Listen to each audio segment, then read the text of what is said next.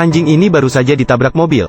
Seorang gadis kecil berlutut di sampingnya untuk mendoakannya, berharap anjing ini bisa hidup kembali. Tidak terduga, keajaiban benar-benar terjadi. Anjing ini benar-benar hidup kembali. Semua orang di sekitar terkejut, tidak percaya pada mata mereka sendiri. Namun, hal yang lebih mengejutkan masih akan datang. Gadis kecil ini bernama Sarah.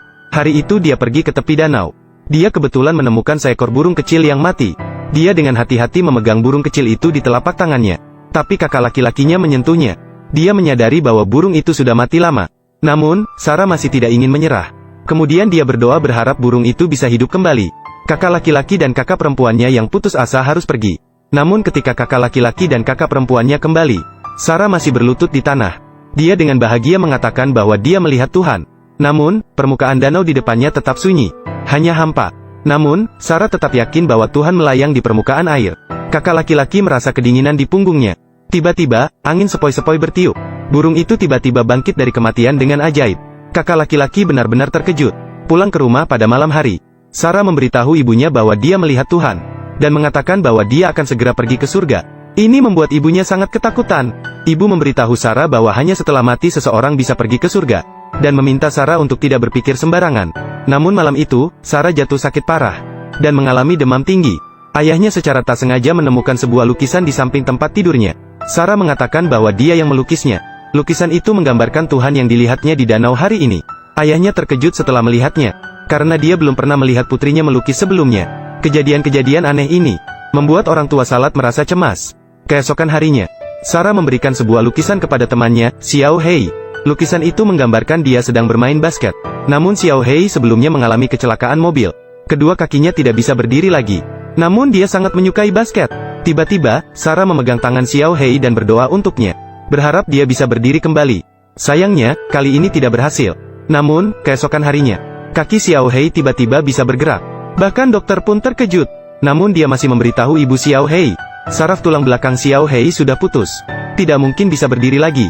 Namun, detik berikutnya, Xiao Hei tiba-tiba bisa berjalan. Dokter sama sekali tidak percaya. Ini benar-benar merupakan keajaiban medis. Xiao Hei memberitahu semua orang. Itu adalah Salah yang berdoa untuknya, yang membuatnya bisa berdiri kembali. Stasiun televisi kemudian melaporkan keajaiban Salah. Sejak saat itu, Salah kembali menggambar sebuah lukisan baru. Sementara itu, di atasnya ada seorang gadis sedang menunggang kuda. Namun Salah tidak mengenalinya. Tidak disangka, keesokan harinya pagi-pagi sekali, banyak keluarga yang membutuhkan bantuan. Semua datang mencari Salah. Salah satunya adalah gadis yang ada di lukisannya. Padahal dia sudah menderita kanker dan waktu hidupnya tidak lama. Orang tua kok Salah tidak ingin dia diganggu oleh dunia luar. Namun Salah tetap bersikeras untuk berdoa dan menyembuhkan semua orang. Gadis ini memiliki kemampuan penyelamatan seperti malaikat. Dia datang ke depan seorang gadis yang menderita kanker, dengan memegang tangan gadis itu melalui Salah, dan berdoa untuknya. Terlihat wajah gadis itu semakin merah muda. Dia merasakan rasa santai dan nyaman yang belum pernah dirasakannya sebelumnya. Dia tahu tubuhnya pasti sudah sembuh. Kemudian, Sarah mendekati seorang gadis buta. Dia melihat gadis itu merendahkan kepala dengan penuh kesalehan. Dia berdoa diam-diam untuk gadis itu. Tiba-tiba, sosok seseorang seolah memberikan kekuatan pada Sarah. Gadis itu perlahan melepaskan kacamata. Maka terjadilah keajaiban. Matanya bahkan mulai pulih secara bertahap. Ini juga merupakan kali pertama baginya melihat dunia luar. Kemudian, Sarah berdoa untuk seorang anak laki-laki yang cacat. Ternyata, anak laki-laki yang telah cacat selama bertahun-tahun, tiba-tiba berhasil berdiri. Semua orang merasa takjub. Namun, Sarah yang telah melakukan segalanya sudah sangat lelah. Tiba-tiba pingsan. Mereka segera membawa Sarah ke rumah sakit. Namun, berita bahwa Sarah dapat menyembuhkan penyakit kembali muncul di televisi. Semakin banyak media yang mengelilingi rumah sakit. Untuk menghindari gangguan pada Sarah, ibunya akhirnya diam-diam membawa Sarah tinggal di rumah kakek.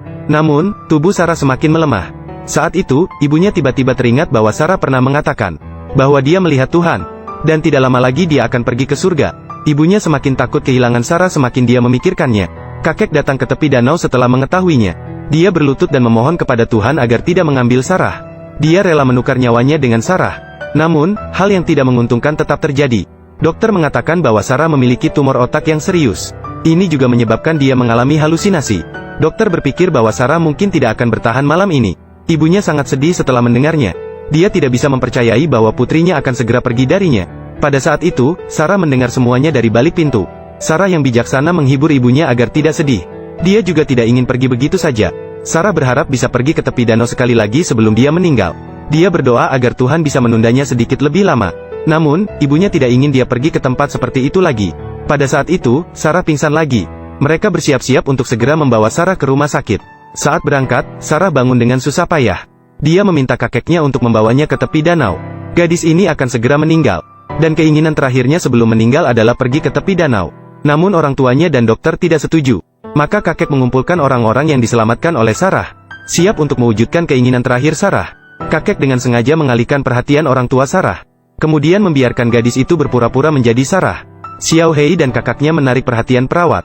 Dengan cara ini, Sarah dibawa diam-diam keluar dari rumah sakit. Namun saat itu hujan deras sedang turun di luar. Mereka segera membawa Sarah ke dalam mobil. Di tengah perjalanan, mereka dikejar oleh polisi karena kecepatan. Pada saat itu, Sarah sudah sangat lemah. Sayangnya, sebatang pohon besar tumbang dan menghalangi jalan mereka. Seperti semuanya diatur oleh Tuhan dengan sengaja. Maka mereka bergantian memangku Sarah dan melanjutkan perjalanan kaki. Akhirnya mereka tiba di tepi danau. Semua orang juga datang dengan cepat. Pada saat ini, Sarah sudah tidak bernapas lagi. Ibu dengan sedih menangis dengan suara keras. Dia menyalahkan kakek karena membawa gadis itu secara diam-diam ke sini. Pada saat itu, cahaya terang tiba-tiba muncul. Terbentuklah lingkaran cahaya besar di permukaan danau. Hanya terlihat jiwa Sarah keluar dari tubuhnya. Kemudian dia perlahan-lahan berjalan menuju lingkaran cahaya. Dan Tuhan sedang menunggunya di sana. Sarah menghilang perlahan seperti itu. Semua orang menatap adegan ini dengan tak berkedip. Mereka tahu Sarah yang baik pasti pergi ke surga. Semua orang juga mendoakan dan memberkati dia. Pada saat itu, ayahnya menemukan lukisan terakhir yang dilukis Sarah sebelum meninggal. Ternyata dia sudah meramalkan bahwa dia akan pergi. Ketika semua orang tenggelam dalam kesedihan, kakak perempuan menemukan lukisan lain lagi. Di atasnya digambarkan Tuhan mengembalikan Sarah ke dunia. Apakah Sarah yang meninggal masih memiliki harapan untuk hidup kembali? Tidak lama kemudian, ternyata Sarah benar-benar menunjukkan tanda-tanda kehidupan. Semua orang sangat bahagia. Tidak terduga, keajaiban terjadi lagi. Sarah memberitahu ibunya, dia belum siap untuk pergi ke surga. Maka Tuhan membiarkannya kembali untuk terus menemani keluarganya. Saya pikir karena iman Sarah yang kuat dan hati yang baik, menciptakan munculnya satu demi satu keajaiban. Saya tidak tahu apakah Tuhan benar-benar ada atau tidak. Tapi saya percaya selama ada api harapan di dalam hati, api harapan tidak akan padam. Maka pasti akan ada keajaiban yang muncul. Jika kamu, apakah kamu akan percaya pada keajaiban? Saya adalah seorang gembala. Sampai jumpa di episode berikutnya.